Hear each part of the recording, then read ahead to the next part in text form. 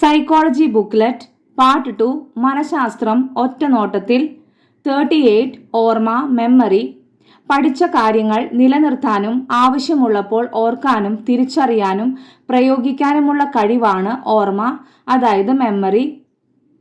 സ്മരണയുടെ വർഗീകരണം. First one, യുക്ത്യാധിഷ്ഠിത സ്മരണ logical memory. ആശയഗ്രഹണത്തെ അടിസ്ഥാനമാക്കിയുള്ള ഓർമ്മയാണ് യുക്ത്യാധിഷ്ഠിത സ്മരണ.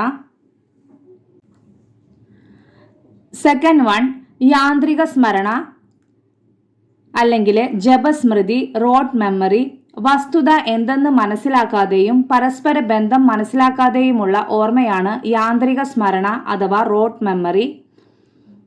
തേർഡ് വൺ, നിഷ്ക്രിയ സ്മരണ അല്ലെങ്കിൽ അലസ സ്മൃതി പാസീവ് മെമ്മറി. മനഃപൂർവ്വം ശ്രമം കൂടാതെ പാഠ്യവസ്തുവിനെ കുട്ടി ഓർമ്മിക്കുന്നതാണ് നിഷ്ക്രിയ സ്മരണ അഥവാ അലസ സ്മൃതി. ഫോർത്ത് വൺ, സജീവ സ്മരണ ആക്റ്റീവ് മെമ്മറി. ഒരു ചോദ്യത്തിനുള്ള ഉത്തരം മനഃപൂർവ്വം ആലോചിച്ച് കണ്ടെത്തുന്നതാണ് സജീവ സ്മരണ. ഫിഫ്ത്ത് വൺ, സമീപ സ്മരണ ഇമ്മീഡിയറ്റ് മെമ്മറി. ഒരു കാര്യം പഠിച്ച ഉടനെ തന്നെ ഓർമ്മിക്കുന്നതാണ് സമീപ സ്മരണ. സിക്സ്ത് വൺ, സ്ഥിര സ്മരണ പെർമനന്റ് മെമ്മറി. ഒരു കാര്യം സ്ഥിരമായി ഓർത്തിരുന്നാൽ അതാണ് സ്ഥിര സ്മരണ. ഉദാഹരണം, ബന്ധുക്കളുടെയും സുഹൃത്തുക്കളുടെയും പേരുകൾ ഓർമ്മയിൽ വയ്ക്കുന്നത്. സെവൻത് വൺ, വ്യക്തിഗത സ്മരണ പേഴ്സണൽ മെമ്മറി. വ്യക്തിഗത സ്മരണയിൽ സ്വന്തം അനുഭവങ്ങൾ ഓർക്കുന്നു. എയ്ത്ത് വൺ, ഹ്രസ്വകാല സ്മരണ ഷോർട്ട് ടേം മെമ്മറി. സ്മരണയിൽ ശേഖരിച്ചു നിർത്തേണ്ട കാലദൈർഘ്യം താരതമ്യേന ചെറുതാണെങ്കിൽ അത് ഹ്രസ്വകാല സ്മരണയാണ്. നയൻത്ത് വൺ, ദീർഘകാല സ്മരണ ലോങ് ടേം മെമ്മറി.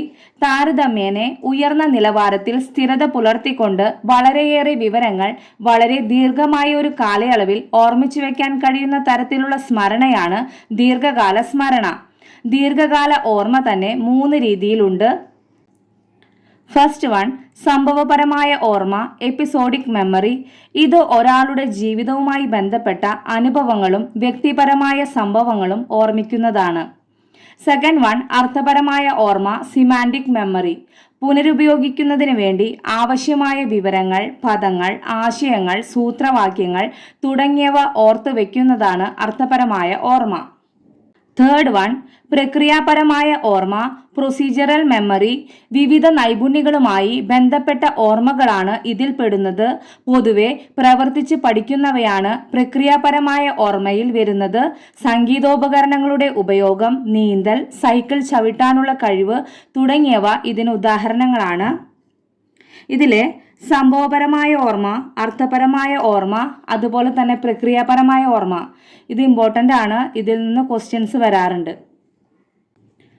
39 ഓർമ്മ അടിസ്ഥാന ഘടകങ്ങൾ. ഫസ്റ്റ് വൺ, പഠനം ലേണിംഗ്. സെക്കൻഡ് വൺ, ധാരണ റിറ്റൻഷൻ. തേർഡ് വൺ, അനുസ്മരണം റിക്കോളിംഗ്. ഫോർത്ത് വൺ, തിരിച്ചറിവ് റെക്കഗ്നിഷൻ. 40 അധിക പഠനം ഓവർ ലേണിംഗ്. കുറേയേറെ തവണ പഠിച്ചത് തന്നെ ആവർത്തിക്കുക എന്നതാണ് അധിക പഠനം. 41 അംശപഠനം പാർട്ട് ലേണിംഗ്. പാഠ്യവിഷയത്തെ ചെറിയ യൂണിറ്റുകളായോ ഭാഗങ്ങളായോ പഠിക്കുന്ന രീതിയാണ് അംശപഠനം, അതായത് പാർട്ട് ലേണിംഗ്. 42 സമഗ്ര പഠനം ഹോൾ ലേണിംഗ്. പാഠഭാഗത്തെ ഒരൊറ്റ ഏകകമായി കണ്ടുകൊണ്ട് ആദ്യം മുതൽ അവസാനം വരെ ആവർത്തിച്ച് പഠിക്കുന്ന രീതിയാണ് സമഗ്ര പഠനം. 43 യാന്ത്രിക രീതി റോട്ട് മെത്തേഡ്.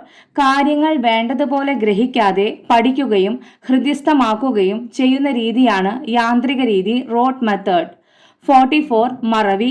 പഠിച്ച കാര്യങ്ങൾ പുനഃസ്മരിക്കാൻ ശ്രമിക്കുമ്പോൾ അതിലുണ്ടാകുന്ന പരാജയമാണ് മറവി. മറവിയെക്കുറിച്ച് ആദ്യമായി പഠനം നടത്തിയത് എബിംഗ്ഹോസ് ആണ്. 45 റിട്രോ ആക്റ്റീവ് ഇൻഹിബിഷൻ പിന്നോട്ട് പ്രവർത്തിക്കുന്ന തടസ്സം. പുതിയ കാര്യങ്ങൾ പഠിച്ചു തുടങ്ങുമ്പോൾ പഴയ കാര്യങ്ങൾ മറന്നുപോകുന്ന അവസ്ഥയാണ് retro active inhibition. 46 pro active inhibition മുന്നോട്ട് പ്രവർത്തിക്കുന്ന തടസ്സം. പുതിയ കാര്യങ്ങൾ പഠിക്കുമ്പോൾ പഴയ കാര്യങ്ങൾ ഇടയ്ക്ക് കയറി വരുന്ന അവസ്ഥയാണ് പ്രോ ആക്റ്റീവ് ഇൻഹിബിഷൻ. ഇത് രണ്ടും വളരെ ഇമ്പോർട്ടൻ്റ് ആണ്. അപ്പോൾ തെറ്റാൻ സാധ്യതയുണ്ട്. അപ്പോൾ നന്നായി മനസ്സിലാക്കി പഠിക്കുക. Thank you.